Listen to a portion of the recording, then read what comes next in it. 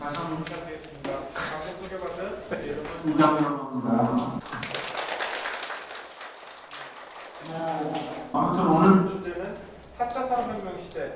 현명부모의 자녀와 게임으로 소통하는 법. 내 애를 낳아서 키워보니까 별로 교과서에 나온 얘기들이 안 통하더라고요. 왜 그런가 봤어요. 왜 그런가 봤더니 대체로 교과서에서 나왔었던 이론이나 연구들은 스마트폰이나 인터넷이 없었을 적에 나왔었던 연구들이에요. 옛날 얘기들이 한 거죠. 그때보다 훨씬 우리 아이들은 첨단 기술에 노출됐고 그걸 느슨하게 잘 쓰죠. 당연히 그러니까 교과서에 나와 있는 애들보다 훨씬 교과서에서 연구했었던 아이들과 다른 반응을 보이더라고요. 근데도 불구하고 아이들을 그럼 어떻게 지도해야 되느냐와 관련된 이론들도 안타깝게도 옛날 이론들이라는 거예요. 스마트폰도 없고 인터넷도 없고 컴퓨터도 없었던 시절에 애들 이렇게 키워야 된다 하는 이론들을 스마트폰을 쥐는 걸 넘어서 능숙하게 사용한 애들한테 이렇게 키워라 하니까 이게 안 맞는 거예요. 제 전공이 문화심리학인데요. 문화심리학이라는 것은 이런 사회적인 변화가 사람들의 심리에 어떤 영향을 주는지 그리고 욕구를 어떻게 바꾸는지 대체로 부모님들이 잘하시던 그 시절의 욕구, 상황하고 우리 아이들하고 다르죠. 욕구들이 달라지고 우리 아이들이 선택해야 되는 직업들 이런 환경과 기술이라는 것들 여러 가지 이런 복잡한 상황들이 맞물리면서 사실은 이게 어디로 접점이 되느냐 게임으로 많이 접점이 되더라는 거예요. 그런 얘기들을 좀 드리는데요. 여기 나와 있는 것처럼 호모사피엔스 부모와 호모사피엔스 자녀 욕구가 부모와 자녀가 다르다. 부모가 생각하는 게 아이들도 똑같이 생각할 가능성은 거의 없다. 결국 그거는 아무리 얘기해도 귓등으로도 안 듣는 그런 소리일 가능성이 높다는 의미고요. 자 그렇다면 조금이라도 귀를 열고 들을 수 있는 방법은 뭐가 있을까? 그런 것도 한번 찾아보고요. 두 번째, 게임도 스펙이 되는 세상. 별게 다 스펙인데요. 이제 정말 게임이 스펙이 되고 실제로 게임이 첨단 빅테크 회사들이 되게 주목한 기술이 되어버렸습니다. 그리고 아무튼 그럼에도 불구하고 게임을 하는 아이들의 부모와 갈등이 있는 것은 사실인데요. 사실 이게 게임을 하는 애들이라 갈등이 아니라 애를 키웠던 부모님들은 다 갈등이 있었죠. 그런 차원들에서 게임하는 애들의 속마음이 무엇인지 그걸 알아야 애들하고 소통이 되지 않겠습니까? 마지막으로 게임을 하는 내 아이와 소통할 수 있는 실질적인 방법들을 알아보도록 하겠습니다. 보건복지부에서 청소년 건강 행태 조사라고 해서 매년 하고 있는데요. 여기 보면 대체로 평균적으로 애들이 4시간 조금 덜 쓰는 애들이 한 3시간 정도, 많이 쓰는 애들이 4시간 정도 된다는 거예요. 그래서 이렇게 일상적으로 스마트폰을 없으면 살기 어려운 이런 우리 아이들의 세대들을 호모사피엔스라고 그러죠. 이런 애들은 그러면 엄청 문제가 있을 것 같은데 실제로 보면 별 문제들은 없더라고요. 우울감이라든지 뭐 이렇게 행복감이라든지 뭐 이런 것들은 점점 좋아지고 있더라는 거죠. 그것들을 조금 다르게 역지사지로 볼 수 있는 것 중에 하나가 지금 나타나고 있는 사례가 있다. 이거 뭔지 다 아시죠? 빵을 샀더니 빵을 덤으로 주더라 하는데 맞는 얘기예요. 우리는 옛날에는 빵이 배고파서 샀는데 지금은 빵을 배고파서 산 게 아니라 저기에 들어있는 스티커 자체 훨씬 더 가치가 높은 이런 시대가 됐다는 겁니다. 관건은요. 자, 이 포켓몬 매니아들이 마법을 부렸는데 6만 원대 중반대 정도 했었습니다. 거의 50%까지는 아니고 40%가 급성장했죠. 결국 포켓몬이라는 것들, 그러니까 빵이라는 것들을 욕구들을 가지고 접근했을 때와 포켓몬을 가지고 접근했을 때 결과가 없다는 겁니다.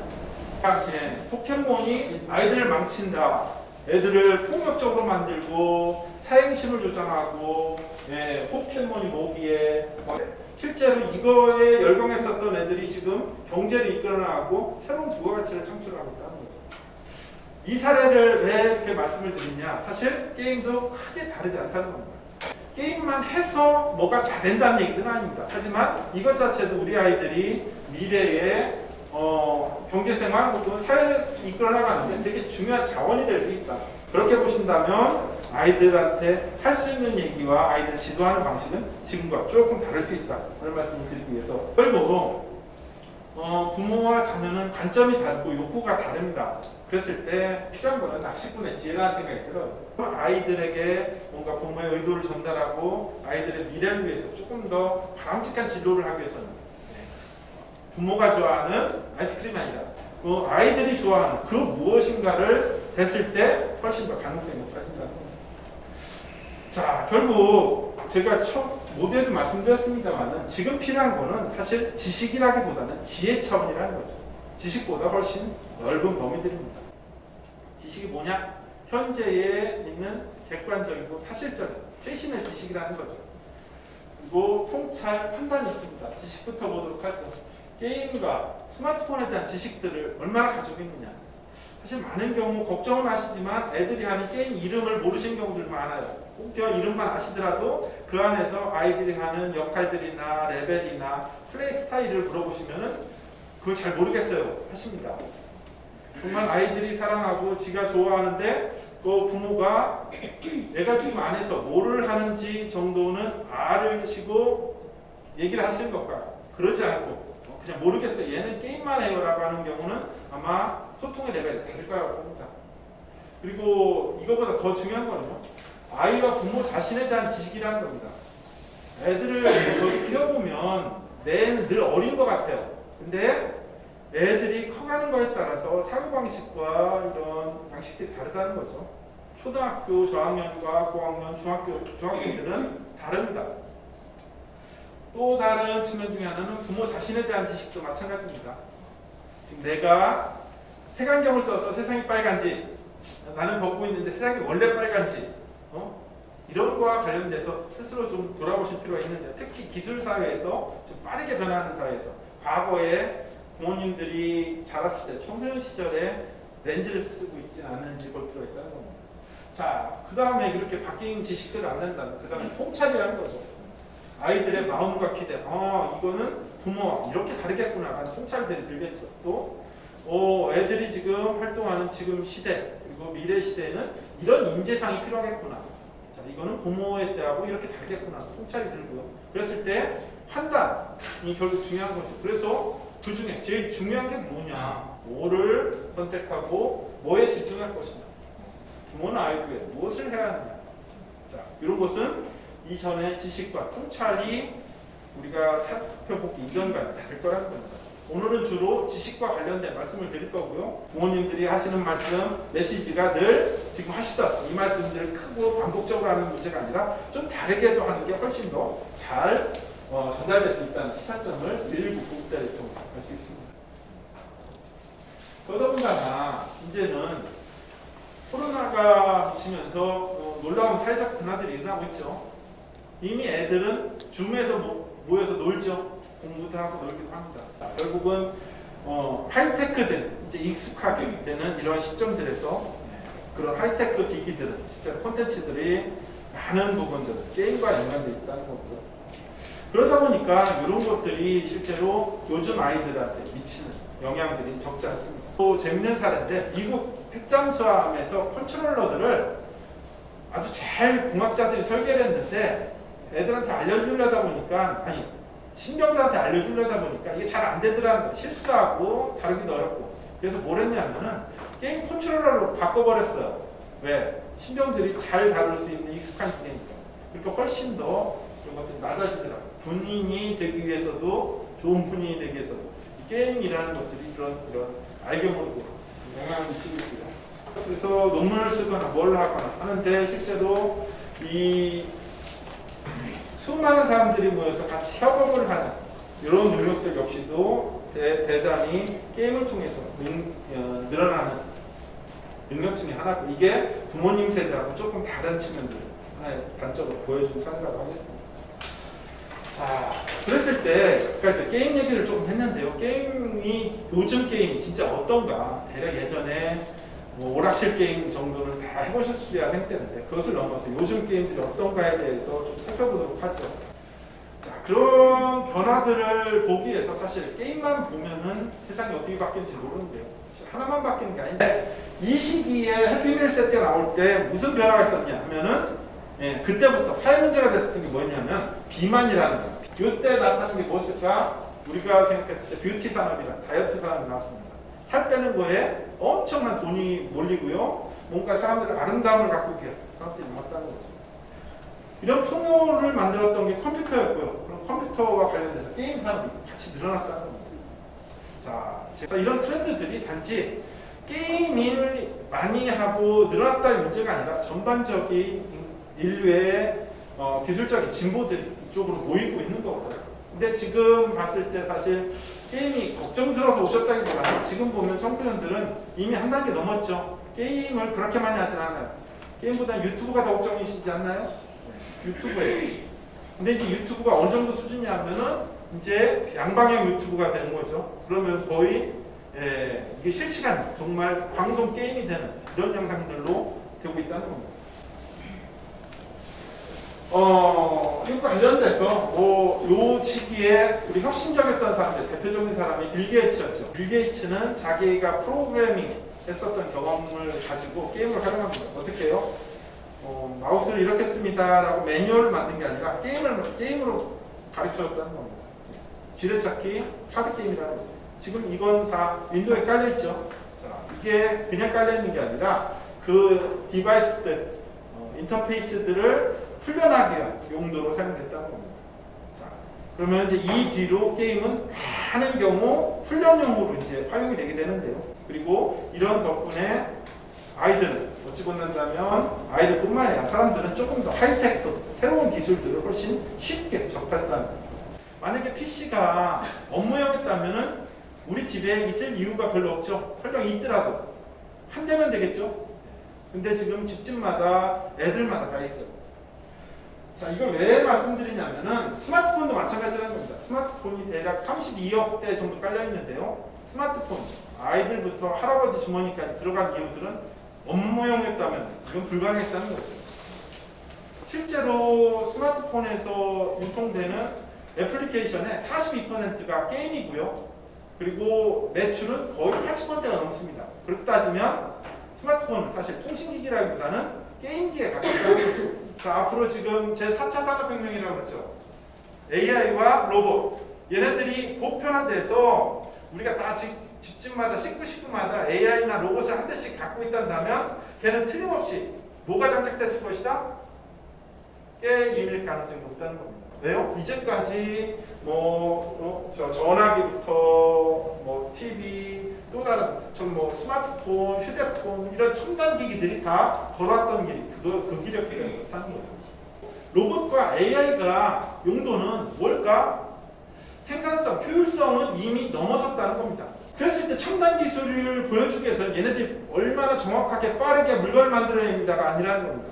현대자동차가 보스턴 다이나믹스라는 로봇 회사들 인수해가지고요 했었던 내용인데 문제는 현대자동차만 이랬을까요? 테슬라도 마찬가지입니다. 테슬라도 이 자동차 회사들이 왜 로봇에 이렇게 열광을 할까요?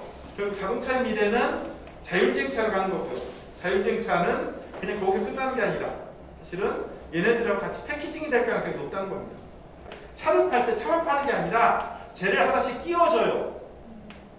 굳이 내가 뭘 실어 나르고 하는 게 아니라 자율주행차로 어디까지 뭘 배달해 줘도 그러면은 얘가 거기까지 가고 여기서 문을 열어주면 저 스팟 같은 로봇이 나와서 뚱뚱뚱뚱 가서 누구네 갖다 주고 사실 이런 일들이 벌어진다는 거죠. 자, 그랬을 때 그런 상황이 왔을 때 사람들의 욕구는 어떻게 바뀌고 어디에 관심을 갖고 뭘 하고 싶을까가 어찌 보난다면 지금 게임을 하는 아이들이 앞으로 미래의 직업이고 진로고 이런 것들을 먼저 캐치하는 애들이 미래를 이끌어나갈 가능성이 되게 높다는 거죠. 자, 그런 재료들이 지금 우리 아이들의 주머니와 우리 아이들 반짝반짝거리는 이런 속에 숨어 있을 수도 있다는 겁니다. 그것과 관련돼서 메타버스 신드롬은 올 초에 되게 유명했죠. 가상과 현실을 같이 넘나드는 특히라도 이제 코로나 때문에 수업도 못하고 막 이랬을 때 여기서 많은 일들이 벌어졌죠.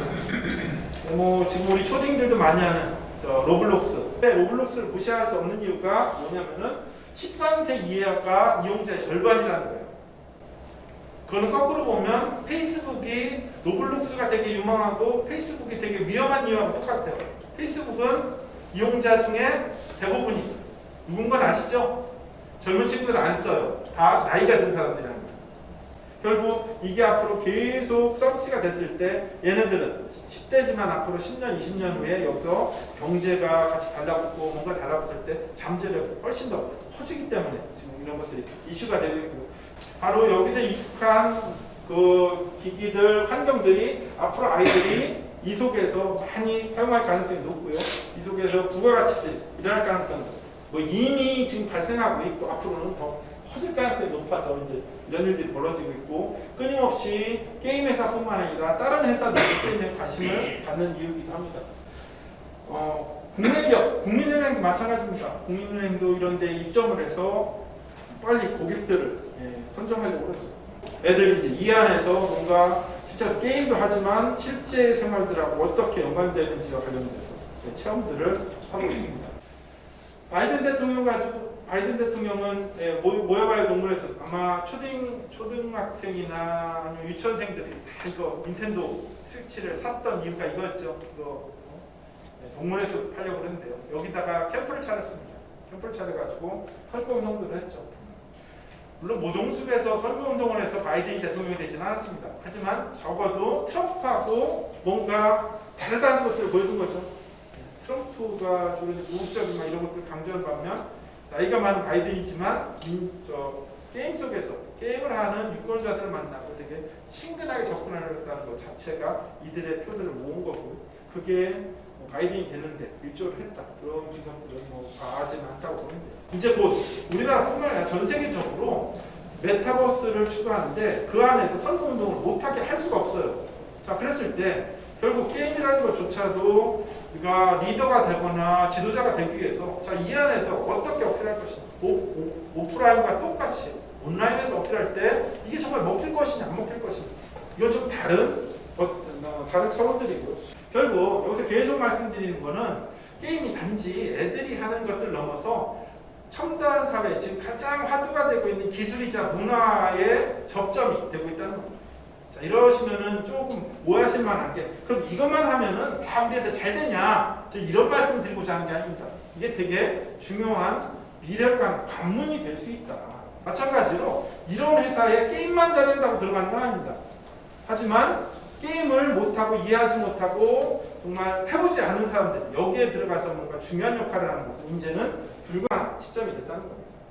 자, 그렇게 따져보면은 우리 애들 학원비도 안 들고 뭔가 선행학습을 하고 있다는 느낌이 안 드시나요? 선행학습만 너무 열심히 해서 탈이죠. 네. 근데 사실 이미 좀 바뀌었어요. 바뀐 것 중에 하나가 뭐냐면은 이제 스마트폰이 벌써 이제 휴대폰, 스마트폰이 포화가 된 게 벌써 얼마니까 한참 됐다는 겁니다. 자, 이제 더 이상 이거 가지고는 어렵고요. 홀로렌즈 2라는 거, 이건 마이크로소프트에서 만든 거예요. 오큘러스 퀘스트 2 같은 경우는 40만 원 정도 돼요. 페이스북에서 지금 이거 보급하고 있죠. 저희 집에도 한 대 있는데요. 40만 원이면 거의 원가 수준이에요. 자, 페이스북은 왜 원가 수준, 남기지도 않으면서 전 세계에 이걸 보급하려고 했을까요?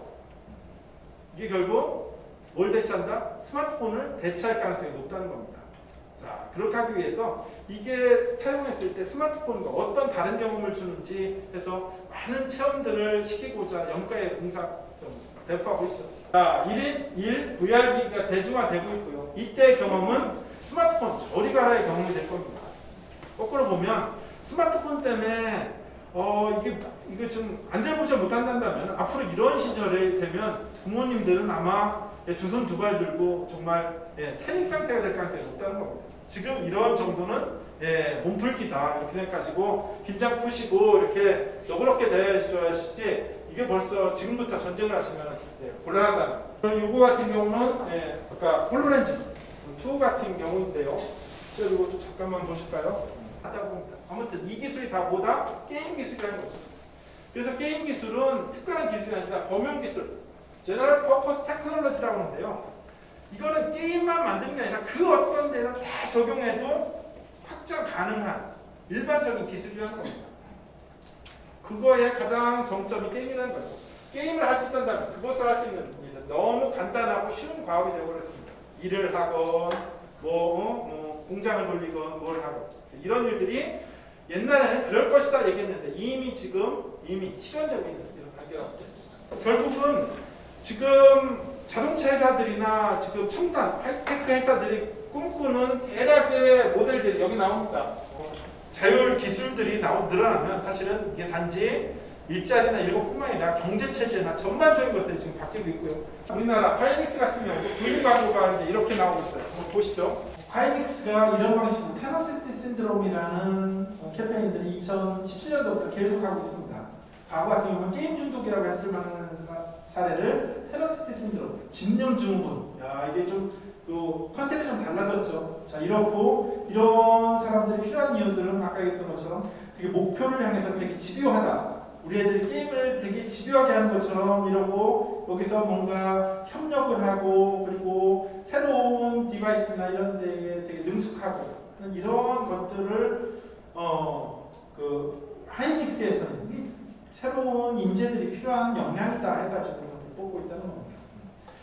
자, 이게 이미 우리 사회 봤을 때도 5년 전부터 하이닉스에서 이런 사람들을 뽑았는데 단지 하이닉스가 반도체 회사에서만 그랬을까요? 아까 말씀드렸던 다른 회사들 다 마찬가지라는 거죠. 내가 했었던 게임의 경험들을 가지고 이력서에 쓸 수 있는 되게 중요한 소재가 되고 있다는 거죠. 그럼 내가 거기서 게임을 통해서 단지 게임을 몇 시간 했습니다가 아니라 게임에서 나는 어떤 역할을 했고 어떤 어려움을 어떤 방식으로 극복했다라는 것들을 써내서 제시할 수 있다는 거예요. 즉 아이들의 경험들이 소소한 경험들조차도 소중하게 여기고 뭔가 이런 것들을 누구한테 어필할 수 있는 자기의 무기를 삼을 수 있는 하나의 소재가 될 수 있다는 거죠. 게임을 한 아이들의 속마음에 대해서 좀 더 자세히 알아보도록 하겠습니다. 두 번째는 게임을 할 때 아이들은 옛날하고 다른 게 헤드셋을 씁니다. 헤드셋을 쓰는 이유는 뭘까요? 스피커뿐만 아니라 마이크가 있죠. 마이크로 또래들하고 같이 소통들을 하죠. 리더가 돼서 오더를 내릴 때도 있고요. 아까 하이닉스에서 나온 것처럼 오더를 내릴 때도 있고 누군가의 오더를 가지고 같이 협업을 하는 이런 일들이 벌어진다는 겁니다. 그래서 요즘은 웬만하면 보이스 챗을 지원하고요. 보이스 챗이 변변치 않다면 디스코드나 이런 방식으로 해가지고 프로그램을 활용하기도 합니다. 결국 이 얘기는 게임을 한다가 아니라 게임 속에서 누굴 만나고 있다? 누군가 동료나 친구들을 만나고 있다. 자, 그렇다면 자, 이때 우리 아이들한테 물어볼 건 뭘까요? 게임 좀 그만해만 할 것들이 아니라 거기서 누굴 만난 일을 좀 더 물어보고 얘기를 할 필요가 있겠죠. 이것과 관련돼서 또 다른 연구 중에 하나는요. 게임하는 유형들이 다르다라는 연구가 있습니다. 이 게임하는 유형과 관련돼서 보면 크게 4가지 유형이 있다는데요. 아마 대개 자녀분들 중에 어떤 유형인지 한번 보시죠. 첫 번째가 킬러형은 뭐냐면은 대결에서 이기는 거예요. 쟤는 이겨야 돼. 그래서 이기고 지는 거에 대해서 되게 민감해가지고 그걸 열내고 열심히 이기려고 하는 이런 유형이 첫 번째가 있고요. 요 밑에는 사교가 유형이 있어요. 별로 이기고 지는 건 별 관심도 없고 그냥 거기 만나서 희덕거리고 농담하고 채팅하고 떠들고 하는 애들을 게임 속에서 만나서 노는 사교가 유형이 있습니다. 여기 나와 있는 탐험가 유형 같은 경우는요. 그런 유형이 아니라 여기저기 다니면서 버그를 찾는다든지 아니면은 리그에스터라고 뭔가 에스터이라고 뭔가 숨어있는 이게 뭔가 이 비밀이나 남들을 모르는 이런 것들을 찾아서 자랑하려고 하는 이런 친구들이 있습니다. 그리고 탐험 달성가 유형, 내가 최고 탑을 찍으려고 하는 이런 유형들이 있다는 거죠. 제가 왜 이런 말씀드리냐, 똑같은 게임을 하더라도 킬러형을 한다면 얘네들의 관심사 이겼는지 졌는지죠. 그럼 얘네들을 접근할 때는 뭐라고 접근하는 게 좋을까요? 오늘 게임 스펙 어떻게 됐어? 이렇게 접근하는 게 얘하고 얘기를 하는 게 훨씬 더 부드러울 가능성이 높고요. 만약에 사고관리형이라 한다면 어떨까요? 오늘 누굴 만났니? 자, 탐험관리형이라 한다면 어떻게 할까요? 오늘은 뭘 찾았니? 자, 이런 얘기를 시작하면서 얘가 이 안에서 경험했었던 얘기를 듣고 그 다음에 부모님들이 하시고 싶은 얘기를 좀 하시면은 좀 더 부드럽게 전환이 되고 소통이 될 수 있다는 거죠. 근데 얘가 관심 있어서 하는 이런 게임들의 동기들이 다른데 이런저런 걸 무시하고 지금 몇 시간 하기로 했는데 지금 하네 안 하네 해가지고 화를 내면 이게 벌써 소통이라는 것들이 막힐 가능성이 높겠죠. 두 번째 측면 중에 하나는 사실 근대 심리학에서 보면 자아는 하나가 아니라는 얘기들을 합니다. 자율성과 관련된 건데요. 실제로 우리의 자아들이 여럿인데요. 여럿이기 때문에 예를 들면 하나의 자아가 움직일 때 다른 자아는 억눌려 있다는 겁니다. 아이들 같은 경우 예를 한번 들어보죠. 학교에서 8시간이 뭡니까? 학원 가가지고 막 열몇 시간씩 앉아서 공부를 해요. 집중을 하죠. 집중을 하려면 어떤 자아들이 억눌릴까요? 내 마음대로 하고 싶은 자아가 있을까요? 없을까요? 당연히 있죠. 내 마음대로 하고 싶은, 뛰어놀고 싶고, 하고 싶은 이런 자아들이 꼭 눌려 있다는 겁니다. 그런 자아들도 내 자아의 일부고 숨을 쉬어야 된다는 거죠. 그런 자아들이 언제 한숨 돌리고 숨을 쉬는 공간이 나오냐면은 바로 내 방에 들어갔을 때예요. 그러시지 않나요? 애들 방도 늘 깔끔하고 바깥에서도 깔끔하길 바라는 건 이상적인 건데요. 실제로 그러려면 아이들의 자아 중에 뭐 어떤 자아 이렇게 억눌려 있어가지고 이게 문제가 일어날 가능성이 높다는 겁니다.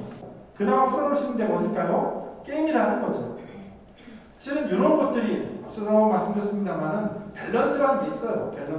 밸런스가 있는데 적어도 애들이 게임에 자꾸 매달린다면 이런 밸런스가 아직까지는 부족하다. 이런 것들을 좀 읽어주시고 그렇게 살펴봐 주셔야지 이렇게 이게 집이 방이 돼지우리야 뭐야 이렇게만 하셔가지고는 별로 이렇게 좋은 결과를 얻을 수 없다는 거. 슈퍼마리오 엔딩 장면인데요. 초창기 게임부터 이제까지 다 영웅을 플레이하고 영웅이 되고자 한다는 거죠. 그럼 영웅이 고픈 애들은 왜 영웅이 고플까요? 지가 어디서 영웅 역할들 할 일이 없어요. 하고 싶은데. 그러니까 다 이런 데서 모이는 거죠. 자, 그러면 이런 애들을 끄집어내려면 어떻게 하면 될까요? 바깥에서도 뭘 해주면 돼요? 영웅 대접을 해주면 되죠. 영웅 대접해주려고 해도 못 찾겠다고요. 사실 이제 이건 뒤에서 좀 더 말씀드리겠습니다. 사실 그런 것들을 찾으면서 조금씩 능력을 키우는 게 애들이 지금 커가는 과정이죠. 근데 이제 부모님들하고 크게 또 오해하시는 부분이 밥도 주고 돈도 주고 다 해서 너는 공부만 하면 되는데 왜 딱 하나 공부를 안 하니? 이런 얘기 드릴게요. 이것과 관련된 사례 중에 하나가 동물원에 동물들은 사실은 자기 사촌들보다 훨씬 더 좋은 환경에 살죠. 좋은 음식 먹고 의사들이 봐주고 천적에로부터 공격받을 일도 없습니다. 근데 딱 하나만 없죠. 그게 뭘까요? 자율성이죠.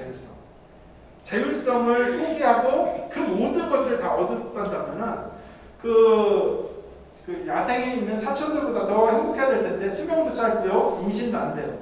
그리고 오래돼 있는 동물들은 저렇게 합니다. 같은 자리에 빙빙 돌거나 배설물을 막 먹거나 하는 이런 일들이 벌어지는데요. 단지 게임이라는 게 그냥 이렇게 전망이 좋다 이런 것들을 넘어서 우리 아이들 학교 다니고 학원 다니고 하는데 그나마 숨 쉬고 그냥 멘탈 정신 부여잡고 하는데 그나마 숨 쉴 공간 중에 하나라는 거죠. 아무튼요, 이런 방식으로 해서 결국 아이들이 게임을 하고자 하는 요인들은 실제로는 그 자율성들을 얻고 자율성들을 느끼고자 한다는 겁니다. 부모님이 말리면 말릴수록 자율성 더 높아지겠죠. 자, 그런 얇은 측면들이 있습니다. 부모가 보면 달리 보이는 놀라운 일들 중에 하나가 이런 거라는 거죠. 여기 나오는 사람은 수영 황제 펠프스입니다. 펠프스. 미국 수영 황제죠. 올림픽에 나가서 메달 무려 28개나 땄대요. 근데 얘는 사실은 초등학교 1학년 때부터 ADHD 때문에 고생을 했어요. ADHD가 뭔지 대략 아시죠? 가만히 앉아서 수업에 집중하지 못하겠다는 거죠. 근데 제가 봤을 때 정말 펠프스의 어머니는 지혜로우셨어요. 얘를 소아정신과에 다니면서 약 먹이고 치료한 게 아니라 어떻게 해요? 얘는 다른 아이들보다 에너지 수준이 높아. 그렇게 얘를 가지고 어디다? 수영장에다 풀어놨다는 거죠. 하루 종일 수영을 해도 얘는 안 지치는 거죠.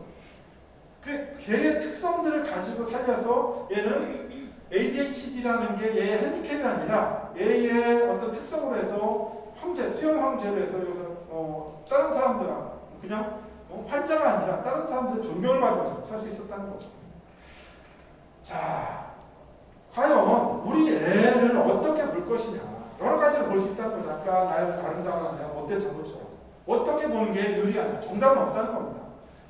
정신 못 차리는 게임 중독자를 볼 것이냐 아니면 미래사회 메타버스를 개척자를 볼 것이냐 여기에 따라서 우리 아이들을 어떻게 대하느냐가 달라질 거고요. 얘네들의 자아상들이 달라진다는 거죠. 자, 게임을 하는데 우리 어머니가 되게 나를 지원해주고 되게 밀어주셨어 라고 생각하는 이런 아이와 게임을 우리 엄마는 너무 싫어해가지고 맨날 숨어서 하고 그것도 어려워가지고 난 자다가 알람 해놓고 막 이렇게 숨어서 했어 라고 했을 때 아이들의 자상들은 다를 거라는 겁니다. 자, 그러면은 이제 결론입니다. 자, 소통하려면은 그런 아이들을 어떻게 소통해야 될까? 실제로 이런 기법들을 좀 알려드릴 텐데요. 아이들이 게임을 잘하고 한다지만 아이들은 아이들인 거죠. 부모의 역할들이 있습니다. 들의 거울 역할들을 해줘야 되고요. 적절하게 밸런스를 어떻게 하고 있는지 해줘야 된다는 겁니다. 그렇게 하기 위해서는 아이들은 교육, 훈육이라기보다는 소통이 필요합니다. 소통. 치료가 아니라 소통이 필요하다는 거죠. 게임을 치료의 대상이 아니라 소통을 통해서 그러니까 조금 이렇게 좀 옆으로 가고 있다면 바로 갈 수 있도록 해줘야지. 부모도 자기 속으로 난 부모도 이걸 못하는데 병실 가서 병원 가서 잠깐 본 3분 본 의사 선생님 얘를 고쳐줄 것이다. 오히려 거기 계신 부모님들이 훨씬 오은영 박사님도 훨씬 더 영향력이 있고 더 큰 일들을 하실 수 있다는 거죠. 자, 그러려면 치료가 아니라 소통인데요. 결국 게임을 가지고 소통한다는 의미는 게임을 둘러싼 막힌 것을 뚫어 서로 나눈다는 겁니다. 이 의미는 뭘까? 서로 나눈다. 애를 바꾸는 게 아니라 누구도 바뀌어야 돼요? 부모님도 같이 애 얘기를 듣고 수용할 수 있을 때 이게 훨씬 더 소통들이 잘 될 수 있다는 거죠. 하버드 때 웨그너 교수가 사고 억제 역사 효과라는 실험들을 했는데요. 흰 검을 생각해! 라고 지시한 집단보다 흰 검을 생각하지 마! 라고 지시한 집단이 훨씬 흰 검을 더 많이 떠올리더라고요. 그렇죠. 우리 옛날에 흰 검 다 그렇죠. 사과 먹지 마! 그러면 어떻게 해요? 먹죠. 되돌아보면 돌된다 그러면 어떻게 해요? 되돌아보죠. 어쩌면 하지만은 하나보다 훨씬 더 강력한 짓입니다. 차라리 그러지 않았으면 그냥 넘어갔을 일들을 뭔가 조심하고 한다는 게 올해 역설적인 효과를 낸다는 거죠. 이게 무슨 시사점이 있느냐? 게임 좀 그만해라, 그만해는 아이들 마음속에 자꾸 뭘 심어놓는다? 예, 게임 생각해라는 이런 심리적인 효과를 발휘한다는 거죠. 옳은 이야기를 반복하면 알아듣게 될까? 예, 이것도 우리가 잘못 알고 있는 오해라는 거예요. 대체 부모님들이 하신 얘기 다 옳은 얘기죠? 자, 그 얘기를 받아들일 거냐 받아들이지 않을 거냐는 말의 내용이 아니죠. 내용이 아니라 우리는 누구 얘기를 받아들여요? 내 친구나 내가 믿을 만한 사람 얘기를 받아들이지 않나요? 결국 되게 중요한 상황이 누군가한테 영향력을 발휘하는 것은 말의 메시지의 내용이 아니라 관계라는 거예요. 관계. 자, 사실 그래서 게임 때문에 어떻게 보면 사소한 건데 이 게임 때문에 부모 자녀 관계가 틀어지고 나면 앞으로 이 아이한테 미칠 수 있는 영향은 거의 0으로 수렴해요. 옳은 얘기가 내 행동들을 통제하고 뭔가를 하려고 그런다 하면은 벌써 거부감이 일어난다는 거죠. 이거를 이제 심리학에서는 반발 이론이라고 합니다. 결국 옳은 말이 아닌 내 편, 공감의 말이 사람의 마음을 움직이는데 필수라는 거죠. 또 하나, 소통은 단번에 이루어질까? 절대 그렇지 않다는 겁니다. 사실 이것도 많은 오해 중에 하나인데요. 애들하고 뭔가 애들한테 좋은 영향을 주기 위해서 그걸 가지고 꾸준히 시도를 해야 한 적어도 3주에서 6개월은 지나야 그 효과가 나타나는데 우리는 너무 참을성이 적죠. 그런 것들처럼 어머니가 혹은 부모님들이 이렇게 마음에 안 드는 이 아이들하고 접근하기 위해서는 사실 오랜 시간이 필요하고요. 그렇게 서서히 할 수 있는 인내심이 필요하다는 겁니다. 이거 어디서 많이 들어보시지 않았나요? 마시멜로우 실험. 근데 제가 봤을 때 마시멜로우 실험에서 실패하는 애들의 공통점이 있어요. 그게 뭘까요? 마시멜로우 계속 보면은 시험은 못 참아요. 대부분 애들이 안 보거나 다른 생각을 하는데 아쉽게도 요즘 아이들 많이 안 낳죠. 하나만 난 집에서 부모님은 볼 게 누구밖에 없어요? 얘를 보는 순간 절대로 그 애한테 시행착오, 실수 이런저런 할 수 있는 기회를 줄 가능성이 매우 낮다는 겁니다. 자, 그래서 보이는 것처럼 최소 뭔가를 시도하신다면 최소 3주 정도는 꾸준히 하셔야 뭔가 효과가 나오는데요. 그 3주 동안 꾸준히 할 만한 것들을 알려드리도록 하겠습니다. 첫 번째, 게임 안팎을 이어주는 소통의 원리는 인정과 존중이라는 겁니다. 인정과 존중.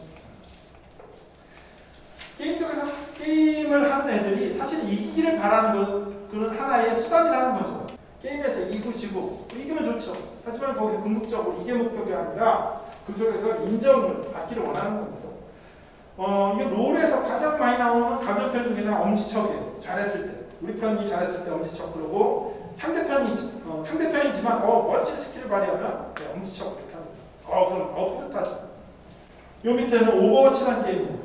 12명이 하는데 그 중에 가장 플레이가 잘한 친구들을 끄트머리에 15초 정도 영상을 보여줘요. 내가 거기 딱 내 플레이 영상이 딱 나오면은 무슨 생각 들겠어요? 야 이거 내가 어디 교장 선생님 상 타는 거만큼 뭔가 되게 뿌듯한 생각이 들지 않겠습니까? 이것 때문에 애들이 뭔가 이거 한번 하려고 이렇게 매달린다는 거죠. 어찌 보면 거꾸로 얼마나 인정과 존중이라는 게 고프면 이렇게 매달릴까라고 생각하면 좀 안쓰러운 생각까지 듭니다. 아무튼 인정과 존중들은 게임 속에서 받아야지만 게임 바깥에서도 받아야 되죠. 재밌는 게임을 하다가 종료 버튼을 누르는 건 정말 힘들어요. 그러시지 않나요? 가장 힘들고 뭔가 새로운 전환을 하는 어려운 과업 중에 하나가 이거고요. 이걸 좀 더 민감하게 받아주고 그래 지가 딱딱 끄네 멋져 그리고 네가 알아서 끄니까 되게 엄마 고맙네 이렇게 하면 애들도 뭔가 인정받고 존중받는다는 느낌이 뿌듯하지 않을까요? 2시에서 밤에 끌 때 조금 더 힘차게 끄지 않을까요? 파워 버튼 고장나면 고쳐주세요. 근데 적어도 이게 어렵다는 겁니다. 이건 어른들도 마찬가지죠. 자, 두 번째는요. 게임과 다른 일들을 세트로 묶어서 처리하는 어떻게 보면 자율성과 관련된 일들입니다. 자기가 결정하지 않은 거에서 책임감을 느끼지 못한다는 겁니다. 그럼 자기가 그런 책임감을 느꼈을 때 뭔가 조금 더 네가 이렇게 계획하기로 했는데 잘 안 됐네라고 했을 때 거기에 대해서 좀 더 개선하려는 노력이 생긴다는 거죠. 애들이 대체로 그런 반응, 이런 자율성들을 주면 제 스스로 책임을 지기 위해서 그런 얘기를 합니다. 몇 시간 되면 엄마가 좀 알려줘. 이런 반응이 나옵니다. 이거 어떻게 할래? 계획을 세우게 합니다. 근데 그때 알려주는 거, 그래 알려줄게 라고 하시면 자율성을 이것도 크게 인정하는 게 아니죠. 이것보다 더 좋은 게 뭘까요? 그래? 그러면 네가 알람을 맞추는 게 어때? 라고 한번 제안해 보시는 거죠. 자 이렇게 하면은 얘네들이 알아서 착착착착 할 수 있을까요? 자 가능성은 좀 높아지지만 사실 착착착착 못합니다. 왜요? 어른들도 힘들거든요.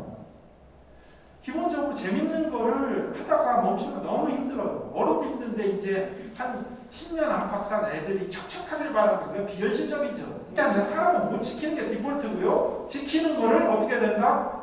칭찬해주고 이런 것들을 인정해주고 존중해줘야 된다는 거죠. 자 이렇게 되면 대략 10번 중에 한 번 성공하던 게 이제 2번, 3번 막 그 10번 성공하던 게 막 대여섯 번씩 막 늘진 않습니다. 하지만 어떤 애들이 스스로 계획을 세우고 그런 능력이 한두 번 하던 애들이 서너 번만 된다면 이거는 이게 누적적으로 봤을 때는 엄청나게 성공에 가까워질 수 있는 이런 능력이 있다는 거예요.